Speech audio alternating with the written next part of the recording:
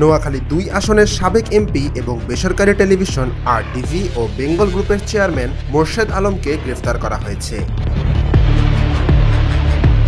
মঙ্গলবার রাতে ঢাকা থেকে তাকে গ্রেফতার করে ঢাকা মহানগর গোয়েন্দা পুলিশ। রাতে গ্রেফতারের বিষয়টি নিশ্চিত করেছেন অতিরিক্ত পুলিশ কমিশনার রেজাউল করিম মল্লিক। তিনি বলেন, একাধিক মামলার আসামি সাবেক সংসদ সদস্য ও বেঙ্গল গ্রুপের চেয়ারম্যান মোর্শেদ আলমকে রাজধানীর গুলশান এলাকা থেকে গ্রেফতার করা হয়েছে। তার রিমান্ডের আবেদন করে বুধবার আদালতে সোপর্দ করা হবে।